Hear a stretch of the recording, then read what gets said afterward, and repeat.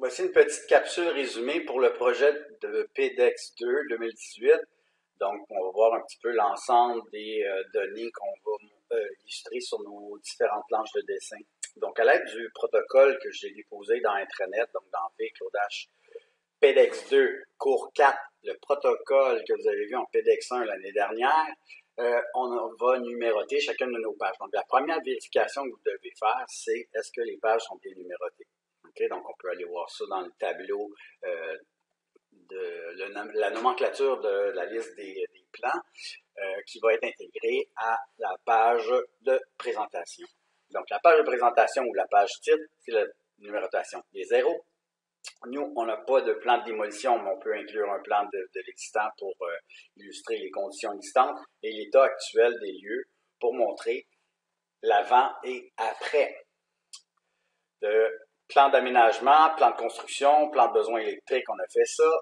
Plafond réfléchi, plan défini, les élévations.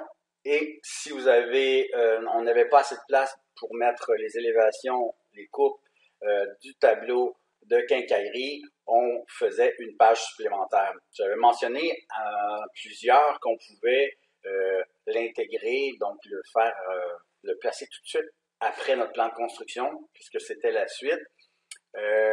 Dans l'optique de faire notre numérotation en fonction du protocole, je vous suggère ceci.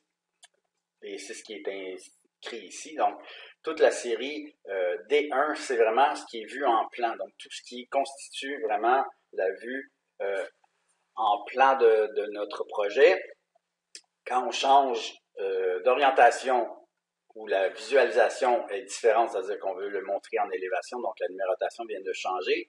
Quand on fait des agrandis, des détails architecturaux et éléments sur mesure, la numérotation aussi change.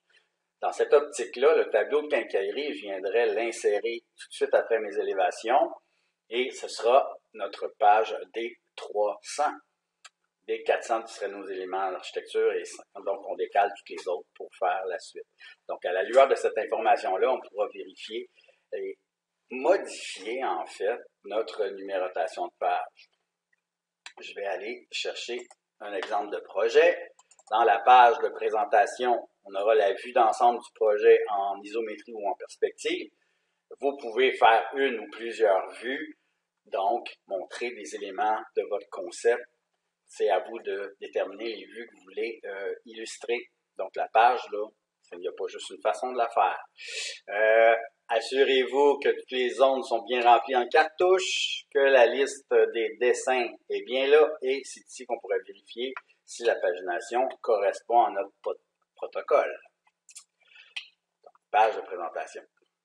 Plan de l'existant, dans ce cas-ci, on avait une démolition, mais si vous n'avez pas de démolition, on peut montrer la vue d'ensemble du local à aménager. On pourrait donner les conditions existantes, donc la dalle de béton, le type de plafond actuel, mur en gyps, etc. Donc, on peut, à l'aide de ce dessin-là, illustrer les conditions existantes de notre projet. Plan d'aménagement, on veut avoir l'énumération de tout le mobilier, donc on a une vue d'ensemble du projet final. Il y en a plusieurs qui voulaient illustrer le fini de plancher en grisé. Aucun problème là, vous pouvez l'afficher.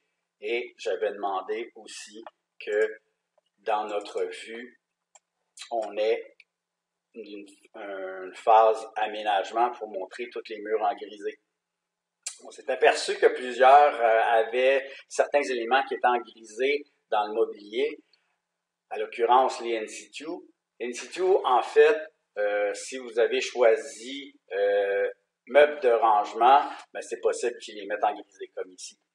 Okay? Donc à ce moment-là, quand vous faites vos in situ, si je vais vous suggérer de les mettre sur mobilier. À ce moment-là, ils vont rester en blanc si vous faites un fil de phase en grisé. Okay? Donc, moyen de s'en sortir, ce serait d'entrer dans votre in situ, faire un copier-coller et en générer un nouveau dans la bonne famille, tout simplement. Donc, on a inséré nos nomenclatures autoportants, donc mobilier autoportant, équipement et électroménager. À la lueur de cette information-là, les étiquettes qui vont être en lien avec les différentes nomenclatures. Pour les équipements, quand vous insérez un symbole, les équipements, c'est les équipements de plomberie. Okay? Donc, même si dans votre projet, vous n'avez pas une multitude d'éléments de plomberie, vous pouvez vous servir de cette étiquette-là pour les imprimantes, pour tout ce qui est considéré comme des équipements. Donc, c'est ce qu'ils ont fait ici. Okay? Pour les électroménagers, vous avez une étiquette aussi pour ça. Je vais juste canceller la chose. Quand je fais symbole, étiquette, je vais aller chercher électro. Donc, c'est ces étiquettes-là qui vont être en lien avec ces nomenclatures-là. Donc, si vous avez des électros, micro-ondes, réfrigérateurs, cuisinières, peu importe, c'est avec cette étiquette-là que vous allez pouvoir faire l'énumération de votre tableau. Donc, plusieurs me disaient « Ah, j'ai mis des étiquettes, mais je ne les vois pas dans mon tableau. » Bien, chaque étiquette est en lien avec la nomenclature. Donc, on s'assure que tout le mobilier est là, tout est énuméré et tout est bien décrit dans notre tableau. Les notes générales, donc c'est les notes qu'on a ajoutées en fonction des nomenclatures des légendes qui sont déjà instaurées dans votre arborescence. Donc, vous ajoutez et vous ajustez les différents textes qui sont là. Donc, il faut que les textes correspondent avec mon plan, puis s'il y a des éléments en trop, je les enlève ou je les modifie en fonction de mon plan. Est-ce qu'on met des codes sur ce plan-là? On pourrait mettre des codes de circulation si on veut s'il y a du mobilier qui doit être exactement à un endroit bien spécifique, oui, on va le localiser. Donc, si on a fait des agrandissements là-dedans, on va mettre les bulles pour montrer les différentes vues agrandies. S'il n'y en a pas, c'est pas plus grave que ça. Les grandes cotes de bâtiments, ça n'a aucun intérêt. Plan de construction. Donc, plan de construction, vous avez encore une fois les notes spécifiques, les nomenclatures, les coupes. Plusieurs ont fait des captures d'écran parce qu'il y avait déjà des coupes faites. J'ai aucun problème là. Il y en a d'autres, c'est le cas ici. Il y en a d'autres qui ont fait vraiment à l'aide de la légende, comme on avait vu au cours 6. Ici, on a mis la nomenclature des éléments de plomberie. Si c'est le cas, dans votre projet, s'il n'y a pas de réaménagement de toilettes ou quoi que ce soit, ben on n'en a pas. On doit bien identifier les types de cloisons. Donc, quand on fait tout étiqueter dans notre vue, on va s'assurer que les étiquettes de cloisons sont là. On va avoir les numérotations de portes, les numérotations des pièces. Et pour les pièces, on veut avoir seulement que le numéro, puisqu'on va ajouter la nomenclature sur notre page avec les superficies. Donc, ça va. Au niveau de la cotation, donc quand j'ai des cas comme ça ici, si vous mettez une étiquette, assurez-vous que ça ne passe pas à travers vos cotes. L'étiquette, on va tout simplement la changer d'endroit. Okay? On ne veut pas que ça passe à travers de vos cotes. On cote toujours le centre et on essaie le plus souvent possible d'aligner nos cotes. Puis encore une fois, si ma bulle passe au travers, je vais la changer de place. Donc ici, on pourra voir où on pourrait coter ou identifier notre cloison à un autre endroit, tout simplement. Et les éléments de plafond, dans ce cas-ci, je ne veux pas les voir. Ça va alléger déjà notre plan. Cote générale,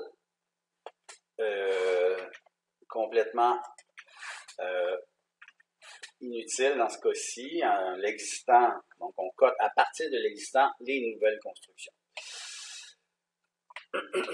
Si vous avez des bulles de coupe au niveau des portes, des élévations des portes, ces choses-là, vous pouvez les masquer dans ce dessin-là. Pourquoi? Parce que dans le fond, l'élévation de la porte, c'est juste une indication, c'est pas une élévation en soi, c'est juste une représentation de la porte, donc j'ai pas besoin de la bulle d'élévation sur ce plan-là. Donc, je peux les masquer en tout temps.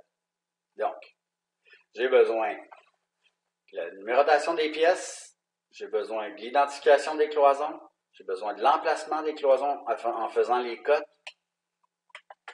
Donc, si vous avez de la difficulté à coter à l'intérieur du plan, suggestion, moi, j'ai besoin de savoir, c'est en fait où sont positionnées mes cloisons. À l'idéal, évidemment, j'essaie de centrer mes cloisons sur les meneaux et sur les axes s'il est possible. À ce moment-là, j'évite de faire des cotes, sinon, ben, ça va me prendre une cote pour localiser chacune de mes cloisons. Donc, je peux le faire à l'extérieur ici sans problème. Après ça, on avait les élévations, les types de cloisons, ça c'est fait, les coupes. Voilà pour notre plan de construction. Si on veut, puis on a de la difficulté, dans le cas présent, on avait de la difficulté à les coter les éléments à l'intérieur, donc la plomberie, des choses comme ça, on a fait un agrandissement du plan à même ce plan de construction-là à une échelle plus grande pour pouvoir coter de façon plus précise les éléments. Donc ça, c'est une bonne façon de faire en sorte que mon plan n'est pas surchargé de cotes, je ne vois plus rien, je fais un agrandi, puis je viens le mettre sur ma page. Dans cette optique-là, je n'ai pas de place pour faire mon tableau de quincaillerie, j'aurai une page supplémentaire pour ça. Pour le plan de besoin électrique, on doit insérer évidemment les notes spécifiques, les légendes, donc les nomenclatures requises qui sont déjà dans votre gabarit. Pour les différentes prises à insérer, selon vos besoins, on va ajuster la légende. Donc ça peut arriver que dans certains cas où j'ai une prise mise à la terre, puis j'ai pas le symbole, ben je peux aller rajouter des zones remplies, puis ajuster ma légende en fonction de mes besoins. Ceci étant dit, je veux avoir la liste complète des symboles utilisés. La hauteur des prises, on peut mettre une note que toutes les prises seront à une hauteur standard de 12 pouces, sauf ou indication contraire, ou là, est-ce que je veux mettre une hauteur à chaque côté de chacune des prises? Non, seulement que les prises qui seront à une hauteur différente du standard. Je veux aussi stipuler qu'aucune prise ne doit être sur les murs existants, à moins qu'elle soit au sol. Hein? Il y en a qui vont m'indiquer ici, j'ai une prise, mais finalement, je l'ai mis au sol parce que je ne voulais pas faire un soufflage. Avoir la différence de coût entre percer la dalle puis faire un soufflage de mur. Donc, dans le cas présent, ici, j'ai soufflé le mur. Donc, ce que j'ai fait, j'ai sélectionné mes murs et dans les types de murs de base, j'ai soufflage de 2 pouces et demi. Ça me permet ici, j'avais beaucoup de prises à faire, puis en plus, j'avais des tranchées qui allaient se relier à un mur, puis j'avais pas de nouveau mur. Donc, j'ai créé un soufflage, j'ai placé mes différentes prises au niveau du soufflage et je lui ai indiqué une ligne pointillée ici pour les tranchées au sol, pour alimenter, en fait, relier, câbler mes différentes prises que je retrouve ici. Donc, certains édifices vont nous permettre de percer la dalle, donc je n'ai pas besoin de faire de tranchées. Dans le cas présent, je ne pouvais pas passer par l'étage inférieur pour câbler mes différents appareils. Donc, on a utilisé les tranchées. Donc, la tranchée doit être reliée à un nouveau mur et c'est ni plus ni moins le conduit va être dans la dalle. Donc, la dalle va être recellée par la suite. Donc, on va reboucher la cavité avec du béton, tout simplement. ce que l'entrepreneur électrique veut savoir, c'est que chacun des postes, qu'est-ce que j'ai besoin à l'intérieur de chacun, que le poste soit pré-câblé ou non, ben l'entrepreneur veut savoir qu'est-ce qu'on doit amener comme câblage. Donc, on va ficher le nombre de fils requis pour chacun des postes. Si mon poste est pré-câblé, ben, je vais utiliser une symbolique murale, en fait, et on avait stipulé qu'on pouvait faire un rectangle alentour, donc ajouter ça à notre légende pour dire ces symboles-là sont regroupés pour montrer qu'on a une barre d'alimentation à même le poste type et l'entrepreneur va les câbler avec des marettes, tout simplement. Donc, dans le cas présent, c'est vraiment des prises au sol qui ont été indiquées et ils sont alimentés par la tranchée qu'on voit là. Donc, on a coté l'emplacement de la tranchée, l'emplacement des prises, horizontalement et verticalement, on va les localiser. Donc, chacune de ces sections-là vont être localisées à l'aide de mes codes. Toutes les prises qui sont dédiées, je vais les coter, donc les prises vraiment requises pour des appareils précis, je vais les coter.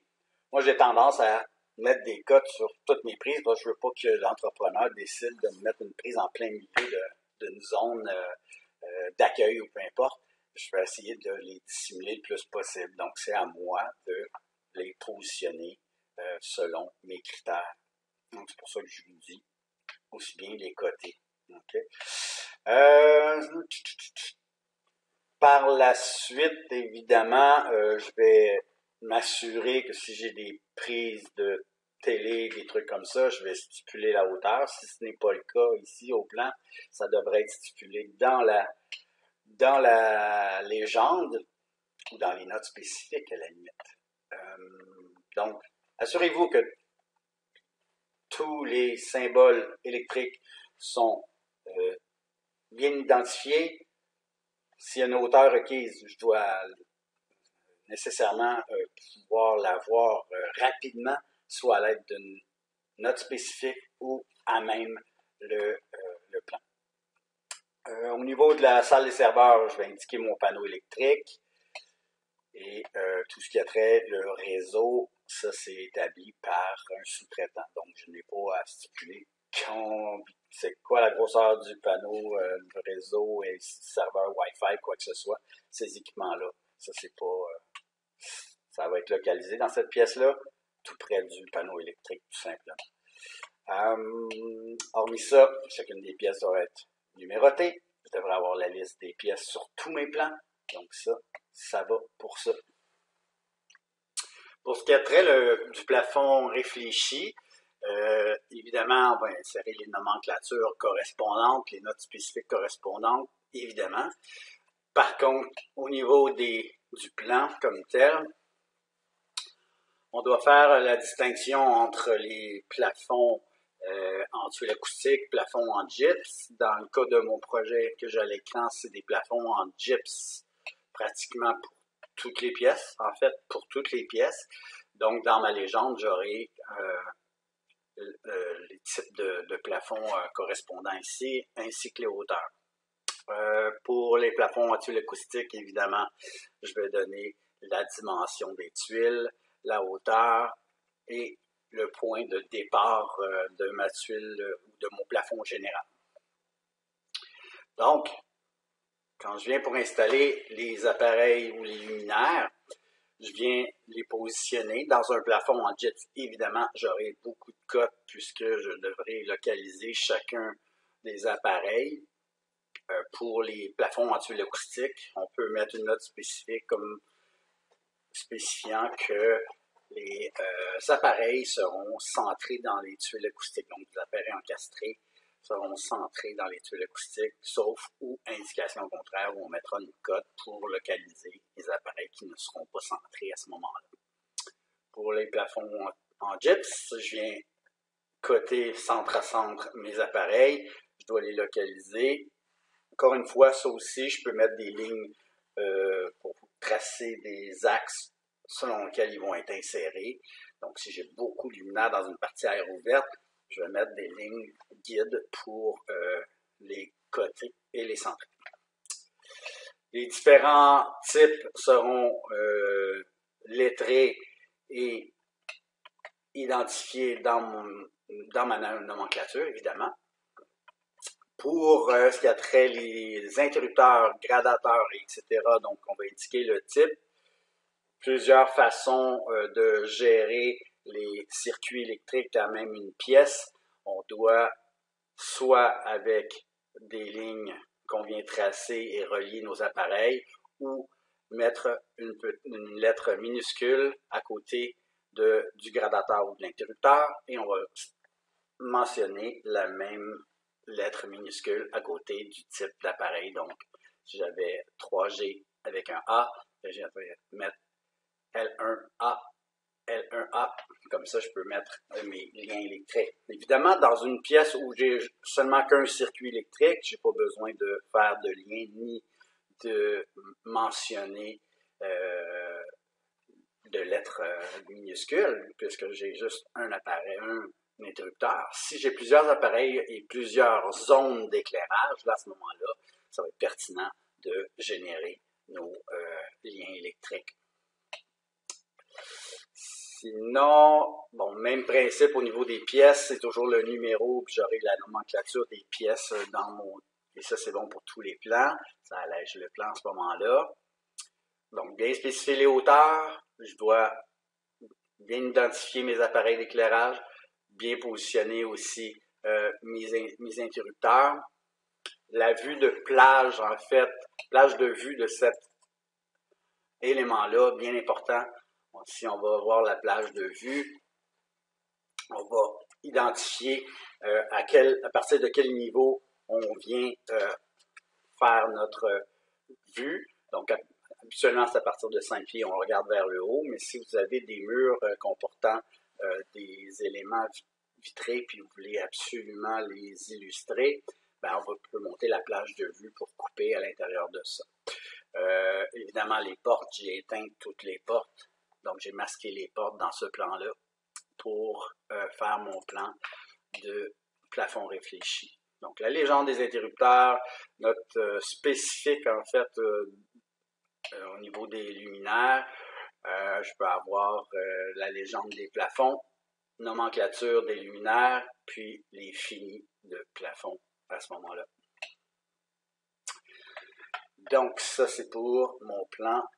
Pour le plan défini, évidemment, beaucoup de spécifications au niveau des différents finis. Donc, on aura un devis qui va spécifier la préparation des surfaces, etc.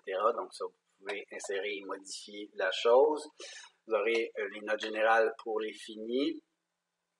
Vous aurez la nomenclature des différents finis, donc de peinture, de carrelage, etc. Que vous allez pouvoir insérer. Au niveau du plan, évidemment, je dois avoir toujours ça va être bon pour toutes les feuilles. Je dois avoir la bulle de titre qui vient s'afficher au bas.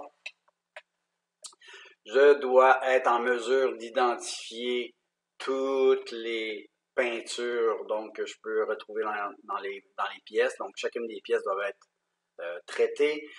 Si j'ai une couleur générale, ben, je viens mettre mon symbole au centre de ma pièce, etc. Donc, j'ai les finis muraux, finis de plancher et les finis de plafond seront sur la page de plafond réfléchi. Donc, l'entrepreneur, à partir de ce plan-là, doit être en mesure d'établir toutes les conditions dans le projet. Et on avait mentionné, si je rentre à l'intérieur de la vue, qu'au niveau de la bulle, quand j'insère le symbole, je peux ajouter des lignes repères et venir faire mes lignes au besoin. OK?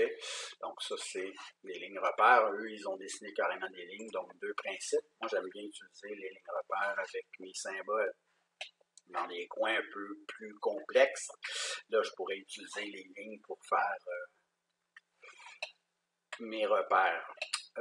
Ensuite de ça, je devrais voir les bulles d'élévation qui vont me représenter les élévations types sur lesquelles je vais à nouveau inscrire les différents finis.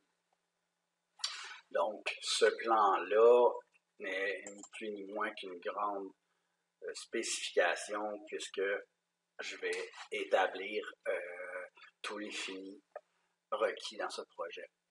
Si je passe à la feuille d'élévation, bon, évidemment, je vais placer mes bulles de fini, je vais ajouter ma petite légende de fini correspondante pour les murs et je vais identifier avec du texte les différents éléments que je n'ai pas spécifiés sur mon plan. Évidemment, au niveau des cotes, je veux coter les hauteurs. Les panneaux de vitrage sont déjà cotés à mon plan de construction. Donc, on limite nos cotes plus aux hauteurs et aux installations sur les murs à ce moment-là, des motifs ou des accessoires qui seront localisés sur les murs. Donc, c'est à quoi servent ces élévations-là. Donc, on avait parlé de 4 élévations minimum dans notre projet, donc les corridors, on va faire les pièces, donc les murs qui vont comporter des éléments de concept un petit peu plus poussés. Donc, c'est ces élévations-là qu'on veut voir, qui sont en lien avec mon plan défini. Pour mon tableau de quincaillerie, bon, ça me prend les élévations de toutes les portes. J'avais demandé qu'on fasse des coupes verticales sur chacune d'entre elles pour avoir une idée des câbles, comment ils étaient installés. Votre tableau de nomenclature porte-cadre et quincaillerie. Puis, une capture d'écran de vos spécifications de groupe de quincaillerie qu'on vient ajouter à notre tableau. Donc, cette feuille-là comporte le nombre d'élévations constituant le nombre, en fait, représentant le nombre de types de portes que vous avez. Donc, chacune d'entre elles doit être illustrée, peut être annotée. Puis on vient positionner donc la hauteur de nos poignées et aussi on peut venir mettre quelques petites annotations dessus pour mentionner les éléments un petit peu plus difficiles à mettre en tableau. Donc on peut même donner les codes pour le vitrage. Donc ça c'est les codes que moi j'ajouterais si j'ai du vitrage dans mes portes. Je vais venir donner la hauteur de mes éléments. La largeur aussi, ce serait l'idéal à faire là-dedans. C'est la seule place qu'on peut donner cette information-là. Donc, au niveau du tableau de quincaillerie, c'est vraiment le dernier élément qu'on a dans notre projet. Comme j'ai mentionné, et ça pour tous les plans, si vous avez des spécifications que vous avez fait dans d'autres cours ou des éléments que vous avez fait dans d'autres cours et vous pouvez en faire une capture d'écran pour venir les intégrer. Donc, on peut insérer nos images à l'intérieur de notre projet. Donc, suite au prochain cours.